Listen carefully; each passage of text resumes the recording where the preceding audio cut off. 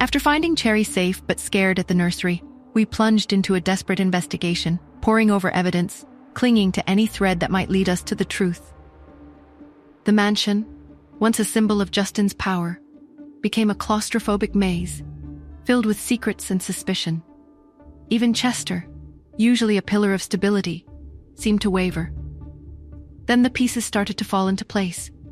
The compromised security guard, the old letter hinting at a family feud, the chilling realization that Justin's own uncle was the architect of this terror. It was a betrayal that struck at the heart of the Hunt family. Faced with this horrifying reality, I made the only choice I could. I had to protect Cherry. I had to get her away from the danger, even if it meant leaving Justin and Pete behind. So what will Justin do to protect Pete from his own uncle? How far will this family feud go? And will Justin and I be able to bridge the chasm that has opened between us?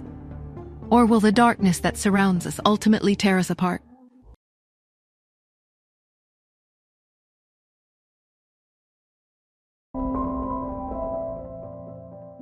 The late afternoon sun cast long shadows across my room when Justin's voice came through the phone. "Nora," he said, his tone a strange mix of formality and something I couldn't quite place. "I've made a dinner reservation. For you, me, and Cherry." I paused, a flicker of surprise and wariness warring within me. "A dinner reservation? Justin, It's important," he interjected, his voice firm. "And I know Cherry would enjoy it." I hesitated. The thought of a dinner with Justin, a formal one at that, stirred a complicated mix of emotions. "I don't know, Justin, I have things to do." "It's at Club Prism," he said, his voice lowering slightly. "I've booked a private room, and I've ensured the highest level of security. I wouldn't take any risks."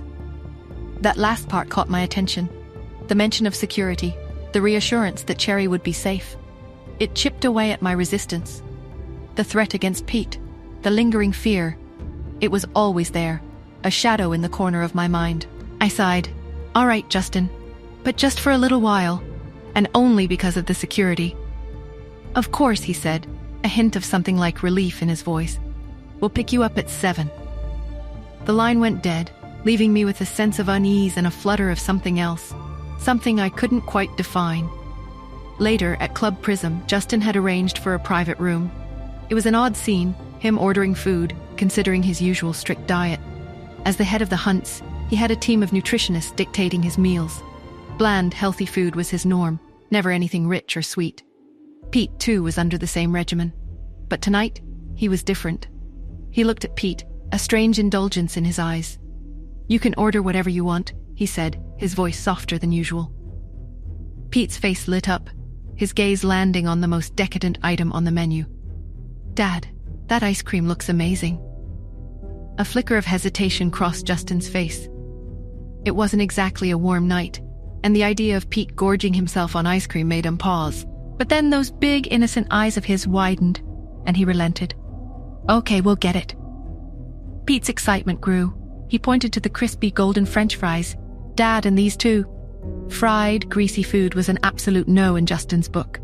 Yet, he found himself saying, "All right, those too, and that, and that."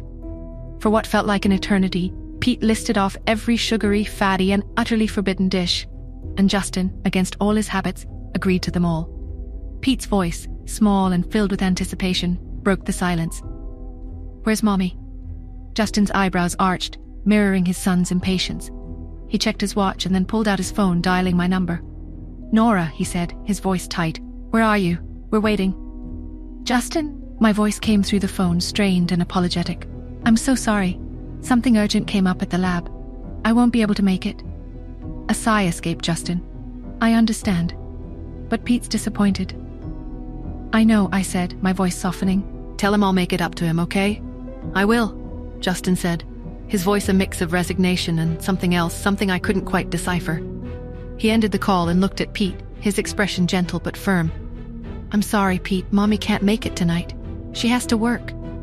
Pete's face fell, his excitement dimming. But she promised." "I know," Justin said, his voice soothing. "But it's important work.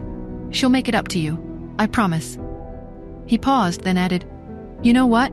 Since the mansion is still being renovated with all the new security and safety stuff, why don't we stay at Uncle Chester's place tonight? It'll be like a sleepover. Pete's eyes widened, his disappointment momentarily forgotten. Really? At Uncle Chester's? Justin smiled, a genuine smile that reached his eyes. Really? And we can order even more ice cream there.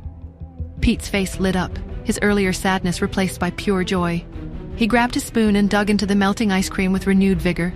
With me absent and Justin's strange indulgence, Pete ate with a fervor he rarely displayed. It was only when his little stomach was round and full that Justin, his own mood, a mix of lingering disappointment and a forced cheerfulness, took him to Chester's. It was late, and Chester's house was quiet, so they went straight to bed. Pete, surprisingly docile from his food coma, went to bed immediately after Justin tucked him in. For reasons he couldn't explain, Justin woke abruptly around 1 a.m. An inexplicable unease settled in his stomach, driving him to check on Pete. He quietly opened his door, his heart pounding with a sudden irrational fear. He found his son clutching his belly, his forehead slick with perspiration. What's wrong with him? Is it just the food, a simple stomach ache? Or is there something more, something sinister at play? Has the danger that's been stalking us finally found its way into our lives, targeting my son, my world? And what will I do if I can't protect him? The questions gnawed at Justin and me, sharp and relentless, as Justin stared at Pete's pale face in the dim light of Chester's guest room.